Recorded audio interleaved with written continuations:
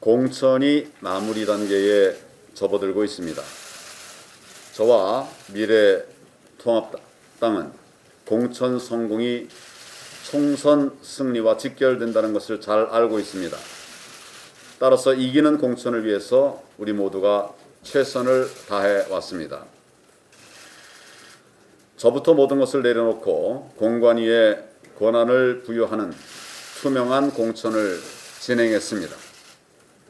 안팎에서 저를 비난해도 계파 공천 등 지금까지의 구태와 결별하기 위해서 오로지 국민만 바라보면서 공천 과정을 관리했습니다.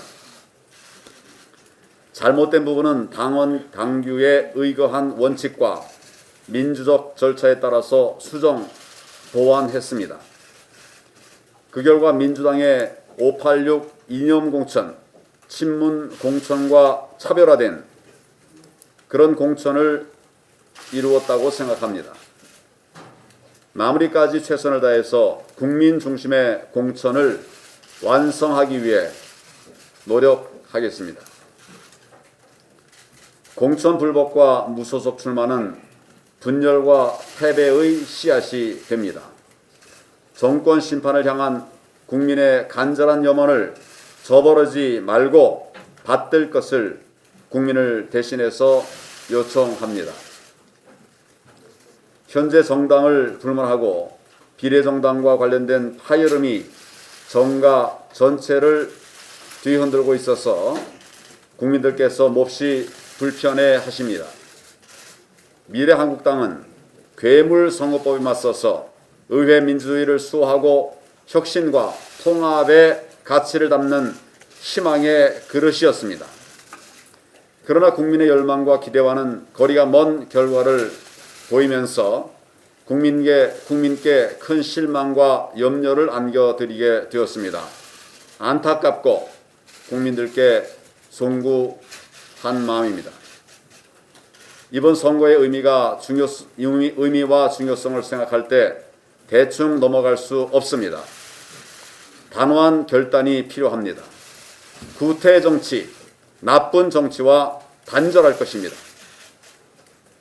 빠른 시일 내에 문제를 바로잡아서 승리의 길로 다시 되돌아갈 것입니다. 이 모든 혼란은 민주당과 그 추종 세력이 야합해서 만든 괴물 선거법의 결과물입니다. 총선 이후 선거법 개정을 통해서 반드시 정상으로 되돌려 놓겠습니다.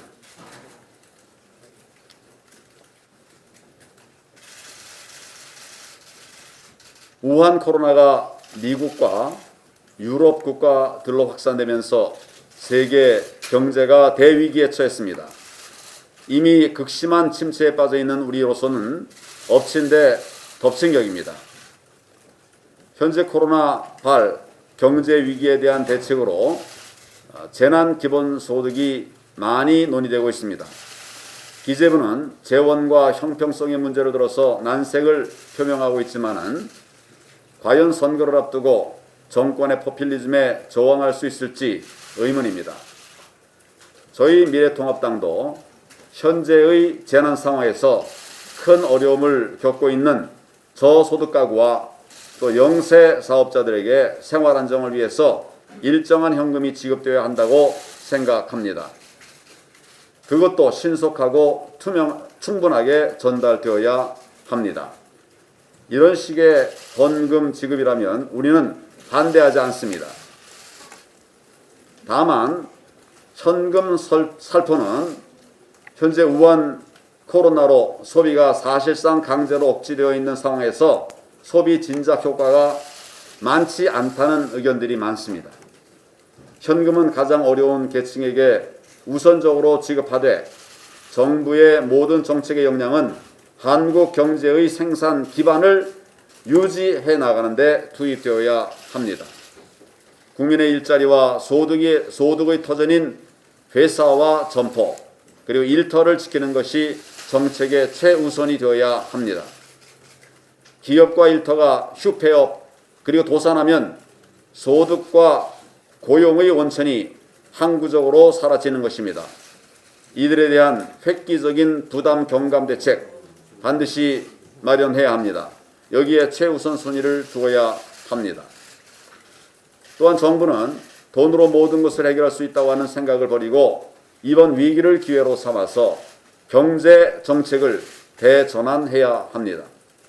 우한 코로나 사태 이전부터 우리 경제는 이미 현 정권의 소득 주도 성장으로 인해서 민간 주도 자유시장 경제의 약화 그리고 기초 체력의 붕괴라고 하는 기저 질환을 앓고 있었습니다. 이 기저 질환을 치유하지 않고서는 현재의 경제 위기를 벗어나기 쉽지 않습니다. 과거 1997년과 2008년 큰 경제 위기가 닥쳤을 때 당시 정부는 확대 재정 정책을 펴면서도 세금 인하 그리고 노동 유연성 강화, 규제 완화 등 기업의 사업 여건을 개선하고 또 시장 경제의 기초를 강화하는 정책을 펼쳐서 위기의 조기 극복에 성공한 바가 있습니다. 이러한 처방은 우리 당에서 줄곧 주창해왔던 민부론의 방향과도 일치하고 있습니다.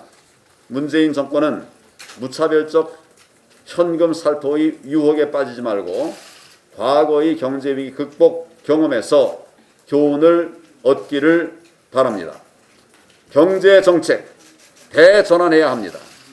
자유시장 경제로 경제를 살려내야 합니다. 다시 함께 대한민국 황교안